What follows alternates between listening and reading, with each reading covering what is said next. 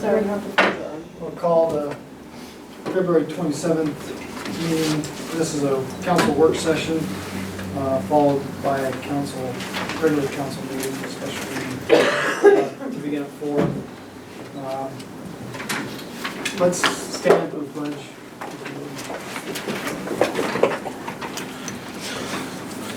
Pledge allegiance to the flag of the United States of America and to the republic for which it stands, one nation, under God, indivisible, with liberty and justice for all. Item 2, do we have a motion to adopt the agenda? I second it. It's moved and seconded to adopt the agenda. All in favor? Aye. Okay, we are now to discuss the county sheriff office contract. And Jeff, do you want to give us a summary of where we're at, or? Absolutely. There are going to be some grammar fixes to parts of it because this thing's been redrafted so many times. There's some various sections that need to make sure they agree with each other, but I think the broad strokes are generally there. So right now, initially from March 1 until the end of the fiscal year, which will be June 30th, there will be 3 deputies contracted for. There's a rate set forth in there. Section 3 provides the services that are going to be provided and a definition of what the level of coverage is, which with 3 deputies will be 120 hours a week. At the beginning of the next fiscal year, which will be fiscal year 19 and 20, we have the option of adding another deputy if there is budget available, but that process is being done to make sure that the town knows where it's at in budgeting. Plus, at that point, we should have some idea. The sheriff's office is in bargaining right now, and so some of those costs for an additional deputy won't be known until they finish their collective bargaining process. We're not in bargaining right now. Aren't you going into it though, as far as? We are going to go in. Yeah, they're going into bargaining, but that they should have an idea of where that's going to be at. But we know we can afford, from it, Scott and I have verified, we know we can afford at least 3 right now, and potentially a 4th if, and that would also mean 160 hours of coverage, you know, with the definition that's provided in there. And that option goes beyond budgeting too. If we decide after budgeting, at budget time, we're not gonna add that 4th officer, but 6 months down the road, something changes and we go forward, we can add that 4th officer at our option at any time.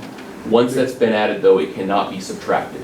They don't want to have a situation where there is somebody brought in on a position and then terminated middle of the year in 1 year. So once it goes to that particular scenario, We just gotta make sure that that's the direction we're headed and we've got the funding covered. right, long term.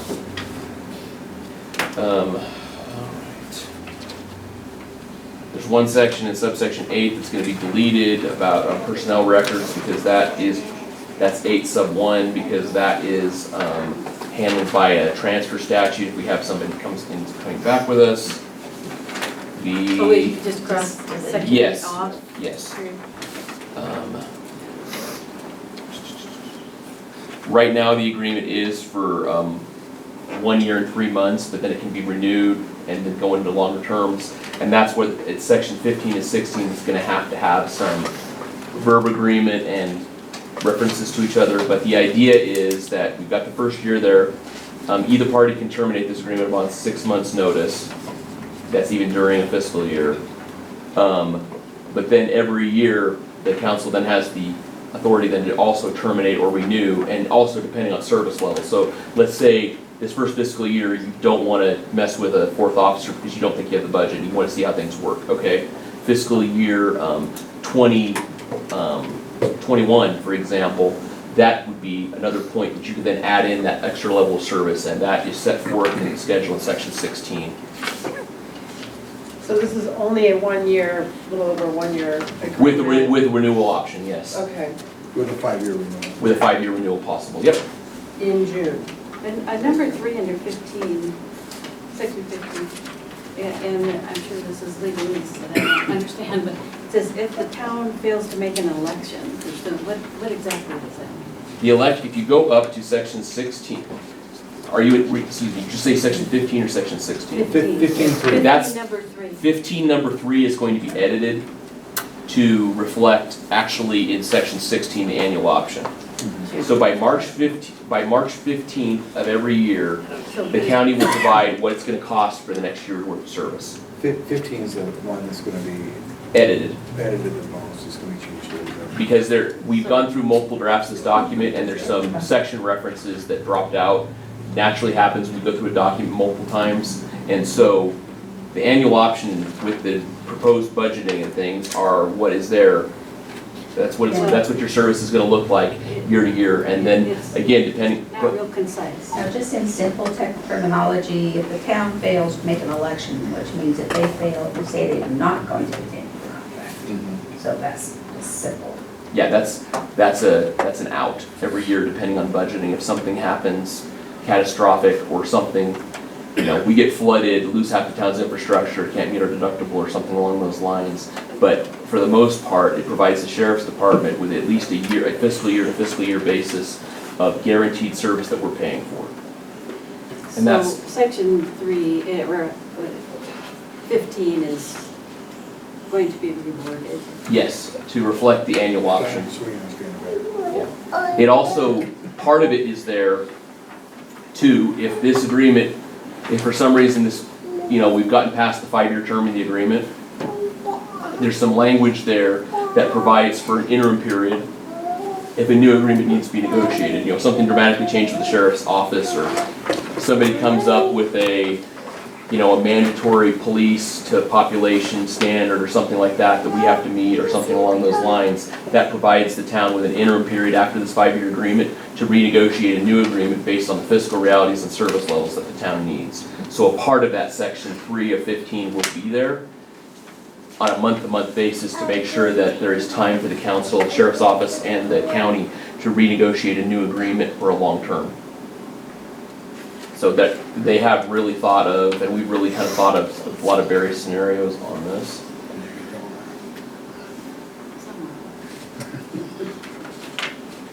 Yeah, this is like at least the 10th or 15th draft of this contract, at least.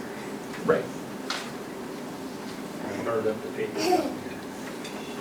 We're not in the business of saving trees, I'm sorry, folks. Well, yeah, but I'm over the budget for paper this month.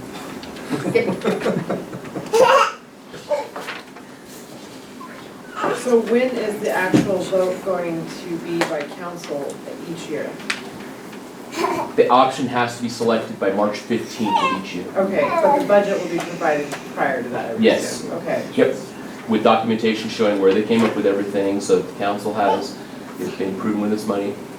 So we're gonna vote on it every year, or are we gonna We vote on have- it 4 years from now? We vote on it every year. The annual option is, so it has to be redone. It has to be selected every year. It was initially going to be a 5-year contract. Right.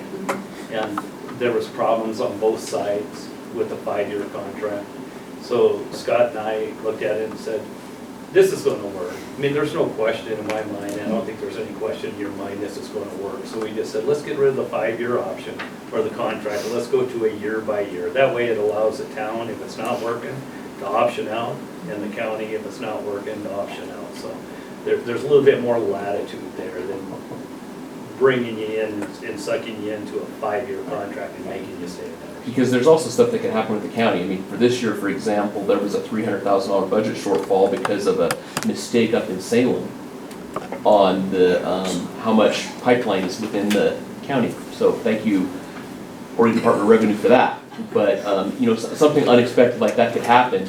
And if they lose, for example, if the sheriff lost 2/3 of his deputies outside of what we were paying for, obviously he can't just say, I'm only gonna cover the town for what's there. So that there has to be some flexibility both ways for some budget stuff, because there could be some kind of shocking things that happen, or, there's a new property tax limitation passed or something along those lines. And unfortunately, with having the annual sessions now, Salem can really mess with us year to year on a variety of issues that we really have to be, we're really not gonna know until each legislative session happens, with whether it's a short session or whatever, what's gonna happen with things. So that, unfortunately, I think we have to have that flexibility. So what, Scott, this would probably be more direct to you, with our budget every year coming around, starting to get into it in March.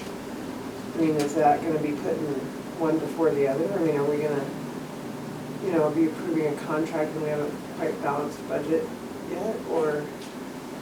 should we That's actually a have good something? question.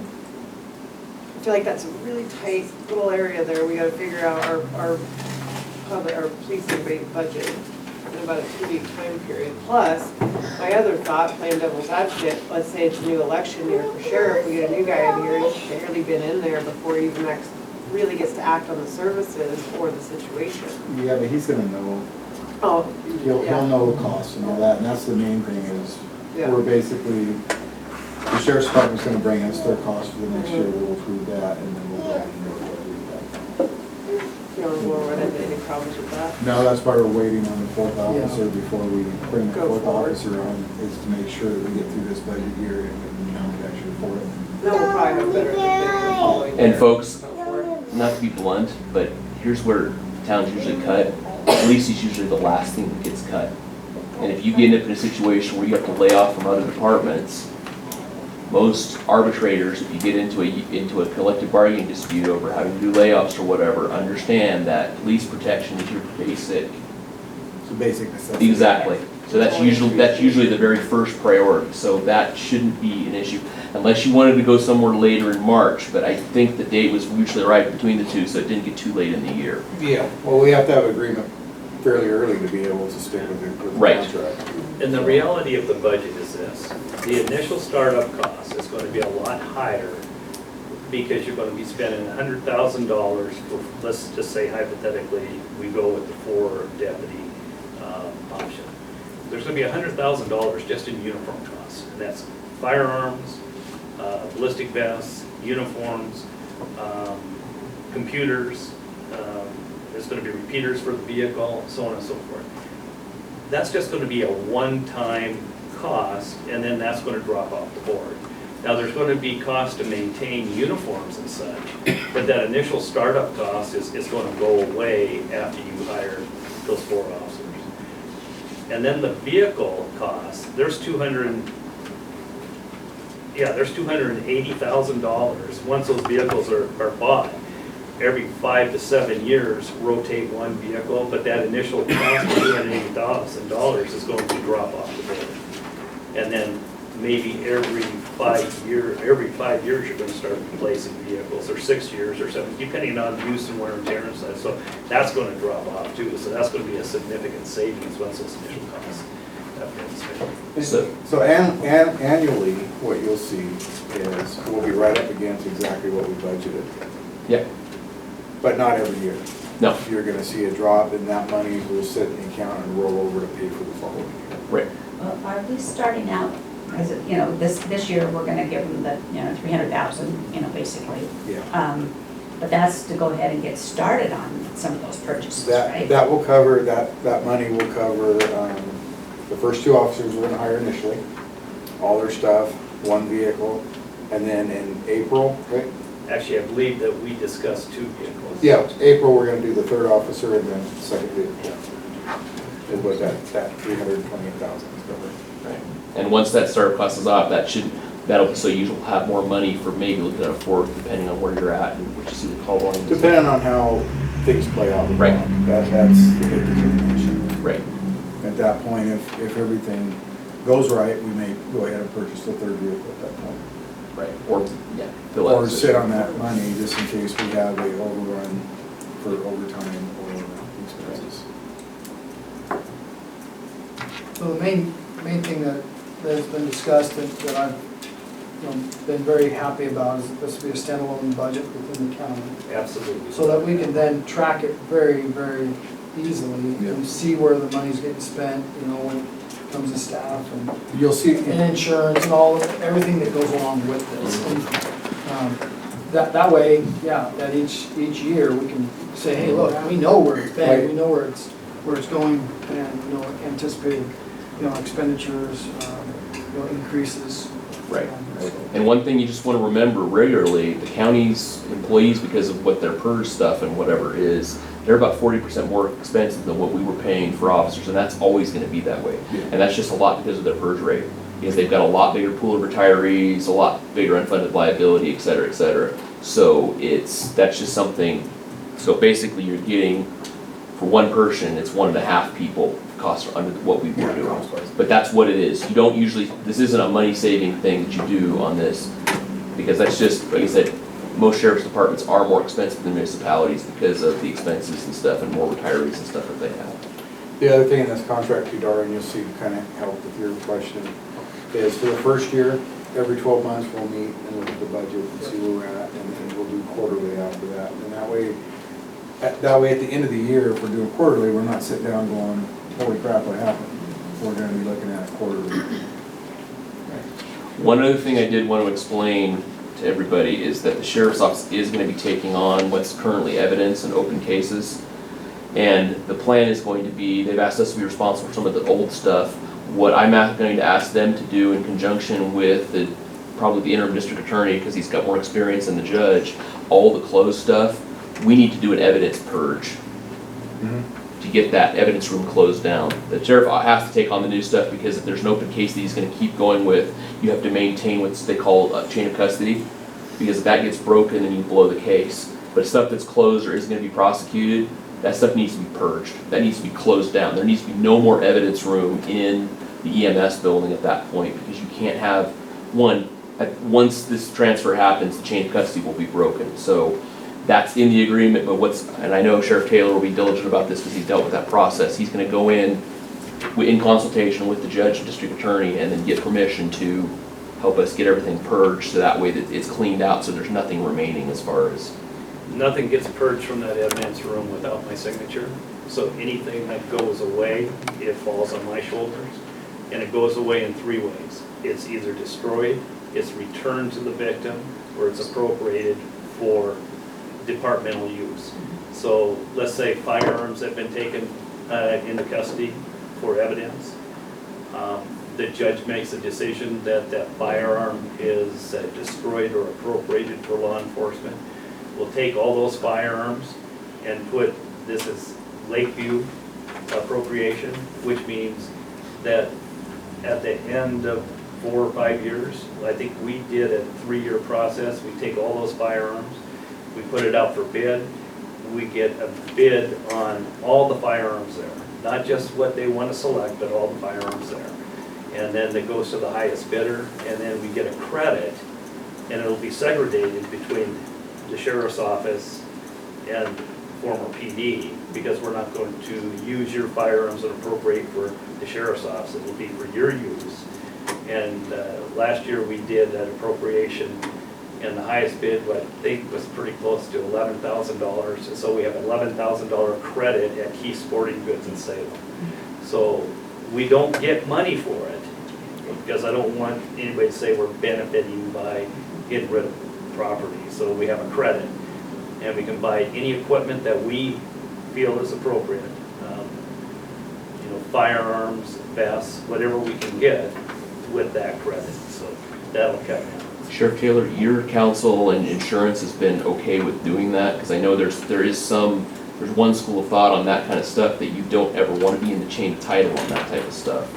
No, the title of it goes to Key Sporting Goods. Okay, so they sign off and everything. Okay, so you've got a complete liability waiver. Okay, as long as that's the present with that kind of stuff, because that. Nothing is in our name. Good. That's the issue that you want to avoid, because you don't want on the news, X gun that was in evidence locker X was associated with a crime that used to be X, Y, or Z. So as long as there's a clear break, that's a fine process. And prior to getting rid of any firearm, we run the serial number, make sure that it's not outstanding or stolen from another agency. I mean, if it is firearms that are stolen from another agency, we return to that agency. I mean, there is nothing outstanding that is going to be suspicious by any stretch of the imagination. It's all on up and up, and it's all transparent. So mostly, I just don't want either agency getting stuck with some kind of bad press or anything else like that. Because, like I said, the federal government did that with several guns that ended up in Mexico, and we don't want a gun walking issue or anything like that, because you wouldn't be talking about Fast and Furious. That's exactly what I'd be talking about. So our labor attorney mentioned that as something just to make sure I brought up as far as. Yeah, I got an email from him on that. So. Yeah, we're protected on that, because we don't take any liability or responsibility for this. So. And that's how they're sold as far as good. And one more point I would like to make, and I think this is important, is if you go with the 3-person option or you go with the 4-person option, the minimal staffing is 120 hours per week or 160 hours per week. Realistically, what you're going to be getting is like 400 hours per week. I mean, we're not going to play this game that we're just going to put, these people are in the town and they're going to handle the town. We're all covering the town. And we'll be covering stuff outside the town too, of course, but the bottom line is, there's 9 of us here to cover calls in the town. And the old saying is, you call, we home. So it doesn't make any difference whether that person is assigned to the town and that person is not assigned to the town. If there's a call in the town that needs to be addressed, whoever's available is going to address that. So I think that's imperative that the town realizes you're not just getting minimal coverage, you're getting maximum coverage. Yep. And the good thing is the sheriff's office is in Lakeview versus some other municipalities that have contracted where the main substation or, is 100 miles away or something along those lines. So there's a natural amount. I mean, if something really went off the rails, they even have corrections officers they could bring out technically to, deal with a major riot or something not with you or a major emergency. Half the town gets on fire. Sheriff's department has resources that can respond in all kinds of scenarios. So I think I think there was a question or a concern too that there might be town officers transporting mental health patients to Salem and stuff like that. That'll never happen. The only time there'll be a transport outside the county could be an extraordinary situation, but anytime that might happen, if we arrest a juvenile at 2 or 3 in the morning and they gotta go out to Klamath County to be booked into the juvenile correction center. We're not gonna wait, we can't have our correction staff because you can't mix juveniles with adults. So the bottom line is, we make an arrest at 2 or 3 in the morning, a juvenile, they need to be booked into a corrections facility, we gotta transport him out to Klamath County. Other than that, our correction staff make all the transports. The deputies, street deputies do not do that. It'll be the corrections deputies that do that. So the only time that a deputy would leave town, basically, is if they're subpoenaed on a court case out of town. On a court case, or they let's say for example, and this, we're never gonna see this happen, because it happens quite frequently up in North Lake. We transport mental health patients to Bend for evaluation as opposed to come down here. Yeah. But down here, we got Lake District Hospital right here, so I can't foresee any situation other than booking a juvenile offender in Klamath County that the so-called PD officers would leave the county, unless it's a court case subpoenaed out front, and then we have no control over that, that's a judge's order.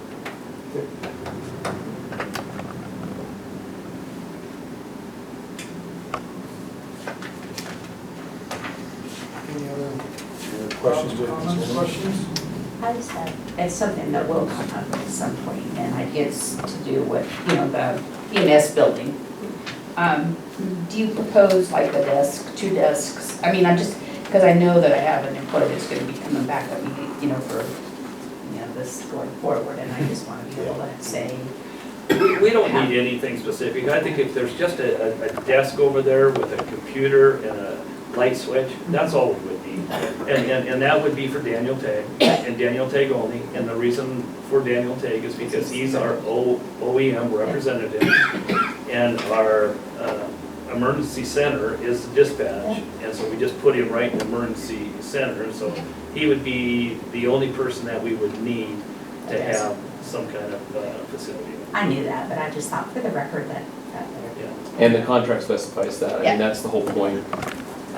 And honestly, we need that there too, because with us still having 911, that we have to have the access to law enforcement data system through the sheriff's department, sheriff's office to do that, because they're the law enforcement agency as part of that.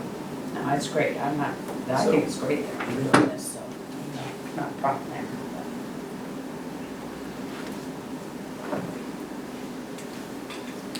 We're not going to have equipment just strewn out in there for, for the pickings and stuff like that. There's really not going to be a heck of a lot, it's just going to be a place to sit down and do some paperwork. At some point, because dispatch is there, we may ask to do a tabletop exercise in the training room. Yeah. Because every year we have to do a tabletop exercise. We usually go out to the hospital and do it there, but I think it would be ideal here to do it in the EMS building. Well, I think we use it for lots. Right. I mean, I think there's benefit, so. Right. There was one other provision that our labor attorney had asked to be stricken, and it's under section 17, severability. And it's just a duplicate, it's the very last sentence. And because the first sentence actually already covers that. So that's one thing he had asked me to bring up. And I don't think anybody's gonna have a problem with that, because that first sentence means the same thing. So if you look at it, it says the determination of any provision of this agreement is in conflict with federal, state, or local constitution, charter, law, ordinance, regulation, or order shall not nullify any other provision of this agreement. That covers, like I said, subsection 3, sub 2, that turns out to be violative. And again, we wrote this agreement, so it's not, but there's some major court change. That section will get some provision, but the rest of the contract stays in effect. That other sentence wasn't very clear what it meant, because if there's a conflicting provision, it either is good or it isn't. So, and it'd just be a part of it, and there's nothing in that first sentence that says that that whole section has to be stricken. It's just any specific. So he'd asked to strike that because you don't want to get into some kind of confusing situation where you're trying to keep something in effect that can't be.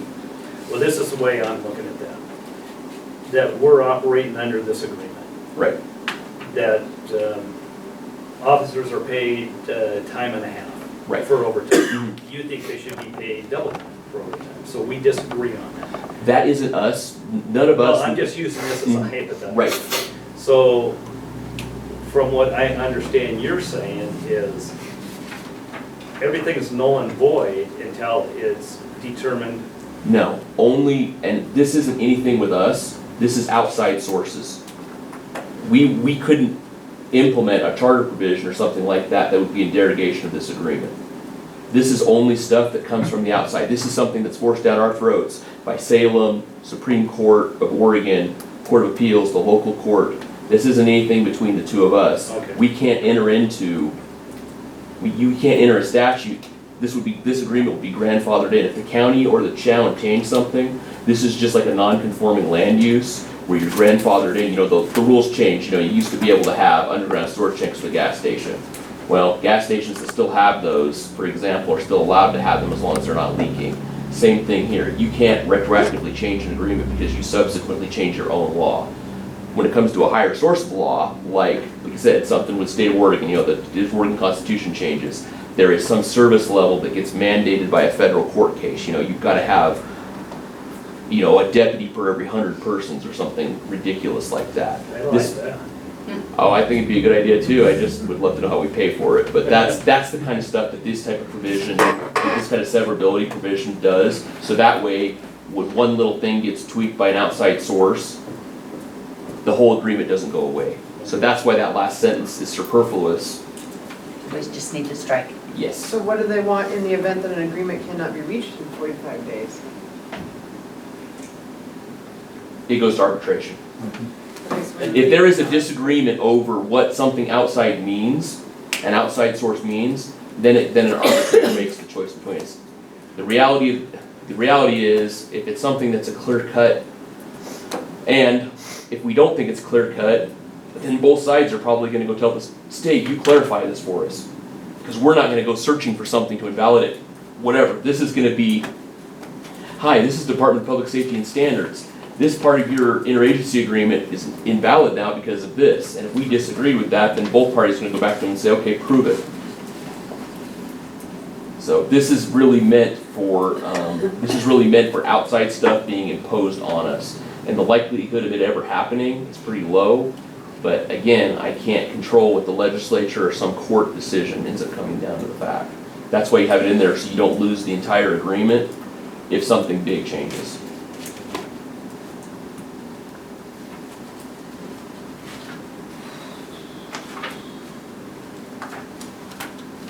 So now we are going to have to do another draft, or what's the deal? No, we know what the changes can, are, yeah. so we can vote on it at the 4 o'clock.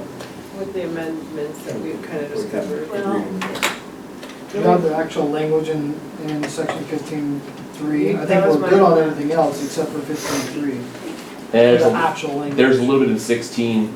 If you guys wanted, you could close the work session, and I think I, Scott, and the sheriff, and whatever, could maybe get that hashed out really quick and come back with a draft that would work, if that would be acceptable.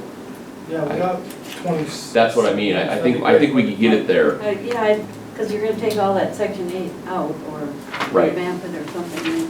I'd like to see the. And remember, folks, this still has to be approved by the county Yeah, as well, exactly, yeah. Yeah. That's why any motion that would be made would just be, subject to county approval as well. Yeah. and then negotiation if we need to change something. Right. And readopt. But if that's So what you that's guys, why with anything I else, I agree. think you guys should spend the next 25 minutes on Let me that. see it. Are you Clean gonna as get It's on my Yeah. computer. Knock this thing out. Okay, I saw your so On my notes. at this point then, we're gonna adjourn the work session. We'll reconvene in the council meeting at 4 o'clock. Can you shut the I recording?